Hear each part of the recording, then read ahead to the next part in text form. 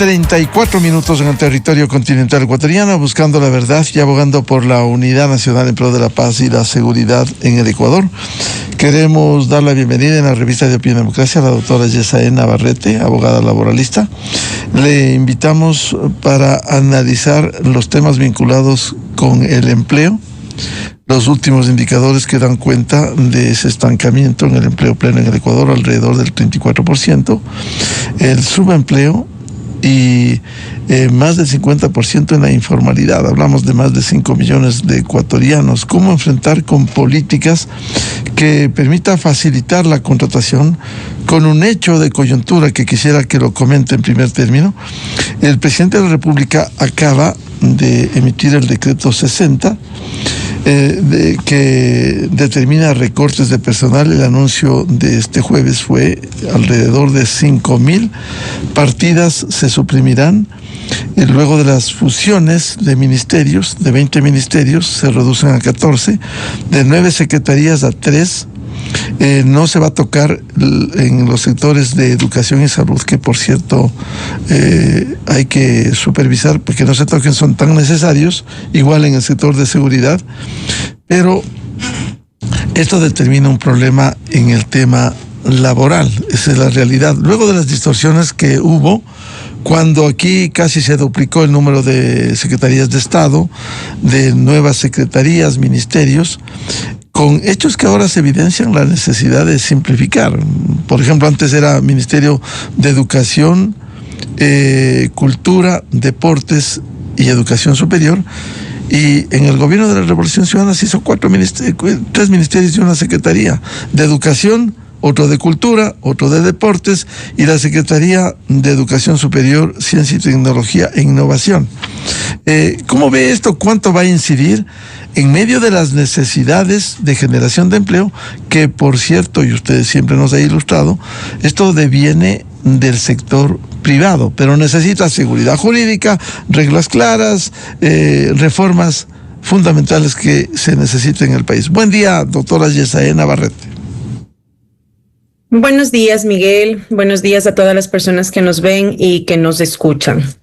Bueno, en realidad yo quisiera comenzar haciendo una reflexión, porque tenemos varias aristas que comentar a raíz de las decisiones que se han tomado en los últimos días y que se implementaron el día de ayer y que las veremos en ejecución durante los próximos días. Es verdad que el Ecuador vive una crisis en el empleo, por el desempleo en realidad.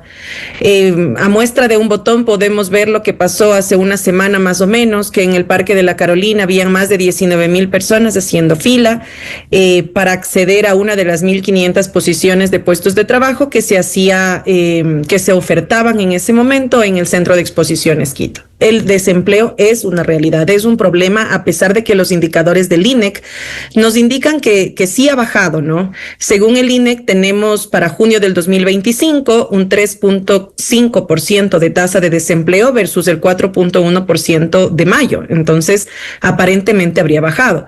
En el empleo adecuado tenemos un incremento desde mayo del 35,2 a junio del 35,9. Sin embargo, todavía hay muchísimo por hacer y avanzar para llegar al empleo pleno. Eso respecto de los datos que tenemos en materia de empleo.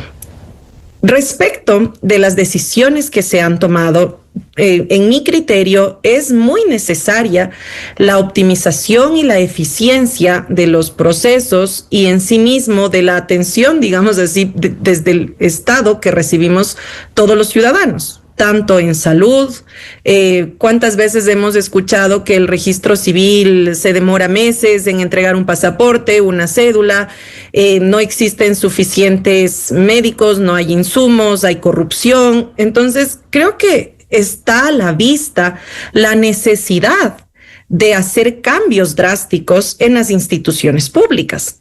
Pero ahora yo me quiero detener y comenzar el análisis técnico en qué cambios son los necesarios. Ayer se anunció 5,000 partidas, 5,000 puestos suprimidos y la derivado, no de evaluación, y eso también quiero empezar a hacer énfasis, separar un poco los mensajes que se habían manejado a partir de junio que salió la Ley de Integridad Pública, porque recordemos que lo que se manejó con esta ley fue: vamos a hacer evaluaciones a los funcionarios públicos, vamos a revisar su desempeño. Y de hecho, en la referida ley hay un plazo en que se indica que en los siguientes, si no estoy mal, 180 días, en el término de 180 días, se debe actualizar manuales institucionales de puestos, y que en 90 días máximo, contado desde junio, el ministerio iniciará la evaluación de desempeño. Eso dice la Ley de Integridad Pública, por un lado. Ahora, lo que ayer se comunicó por parte de la vocera de la Presidencia de la República fue la supresión de puestos con enfoque en la eficiencia del Estado. Si a mí me pregunta mi entendimiento, no, es que no es lo mismo. Eso quiere decir que estos 5,000 puestos de trabajo derivaron de un análisis técnico, asumimos, para indicar que no son eficientes, que en su existencia ya no son necesarios. Producto de una optimización, producto de alguna revisión en que se indica que había duplicidad. Y eso creo que sería bueno que conozcamos un poco más todos, primero para evitar las especulaciones y para que tengamos un mensaje claro de qué es lo que está pasando. Yo voy a tomar un ejemplo al azar. Como usted bien indicó, Miguel, se han fusionado varios ministerios, de 20 pasan a 14, de 9 secretarías pasan a 3. Sí, sabemos que existe un gasto mayor a los ingresos que recibe el Estado, que vivimos en endeudamiento permanente. Sin embargo, sería muy interesante conocer el análisis técnico que hubo detrás. Voy a tomar al azar un ejemplo que cuando yo escuchaba a la secretaria, a la vocera, se me vino a la mente, y es el relacionado a la desnutrición crónica infantil. Una de las secretarías que fue fusionada al Ministerio de Inclusión Económica y Social fue la Secretaría de Lucha contra la Desnutrición Crónica Infantil. Esta secretaría nació hace unos 4 años, como una conquista de la política pública para luchar contra uno de los problemas sociales más grandes que tiene el Ecuador, que es la desnutrición crónica infantil. Nosotros éramos el segundo país de América Latina con mayor desnutrición, y en medidas de gobernanza se lo implementó para priorizar tanto la causa como el presupuesto y la articulación con varios ministerios. En octubre, si no estoy mal, del año pasado, revisábamos uno de los informes que nos comunicaba el gobierno, y se determinaba que la desnutrición ha ido bajando y que era gracias a todas las medidas que se están implementando. Entonces había bajado de 20 a 19 puntos y la tendencia era a la baja, se habían conseguido programas de presupuestos por resultados. Entonces a mí sí me venía esa incógnita en que si es que estamos manejando una justificación de eficiencia, ¿cuál es esa eficiencia? ¿Eficiencia de objetivos o eficiencia de costos financieros? Y creo que cuando hablamos del sector público es importantísima esa distinción, porque si es que la eficiencia busca conseguir mejores objetivos con optimización de recursos, perfecto. Tal vez deberíamos todos tener un informe sumario ejecutivo que nos informe nada más a la ciudadanía y que nos diga: todos estos ministerios tenían este presupuesto, no consiguieron estos objetivos y ahora van a pasar en fusión, que en realidad más que una fusión, yo jurídicamente la siento como una absorción más que una fusión, porque vemos que se fusiona al ministerio, se fusiona al otro ministerio, y hablamos ya de la desaparición de las primeras instituciones, no de una creación de una tercera por las dos que se están fusionando. Entonces yo más siento que es una absorción.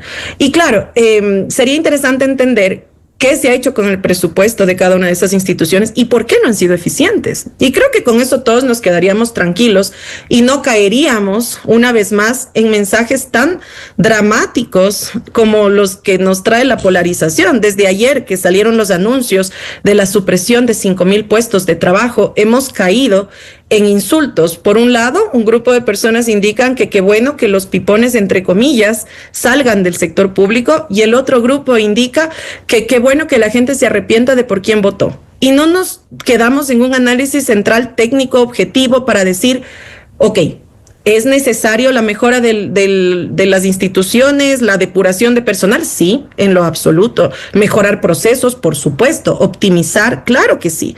El Estado da un pésimo servicio a los usuarios que somos los ciudadanos. Pésimo.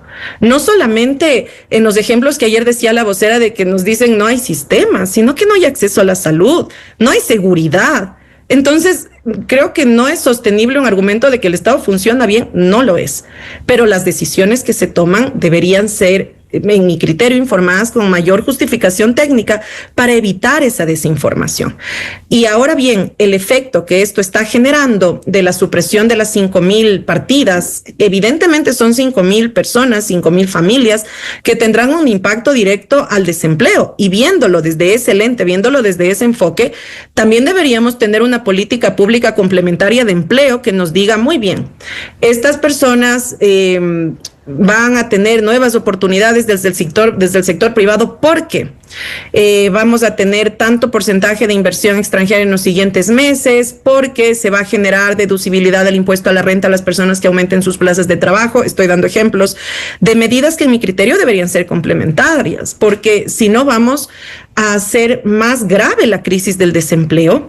Yo creo que el Estado, y es mi visión, no tiene que ser el empleador ni el generador de empleo natural, no, tiene que ser el privado, y el sector público tiene que dar todos los insumos, la seguridad jurídica, la tranquilidad a las empresas para generar empleo, no generar persecución, no incrementar costos, para que tengamos un empleo responsable y formal desde el sector privado.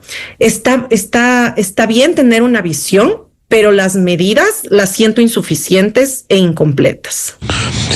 Siendo, como usted califica, insuficientes e incompletas, ¿había necesidad de ese recorte por el crecimiento del sector burocrático en el país de cualquier manera? Por cierto, como usted apunta, que debiera ser un proceso debidamente analizado para ir en los sectores en donde puede haber o de hecho habrá exceso de burocracia.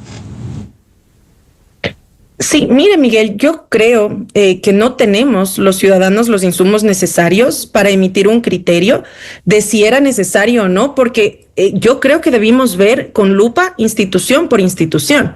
Si tenemos lugares, instituciones donde hay personas que hacen lo mismo, que hay duplicidad de funciones, que no cumplen su trabajo a cabalidad, que inclusive se inventan permisos para no asistir, o que inclusive han generado inconformidad o han entorpecido la consecución de los objetivos de cada una de las instituciones, por supuesto que hay que hacer una depuración, pero creo que para eso debe hacerse la evaluación no tanto de puestos de trabajo, sino de desempeño que nos habla la Ley de Integridad Pública, de que creo que es necesaria, por supuesto.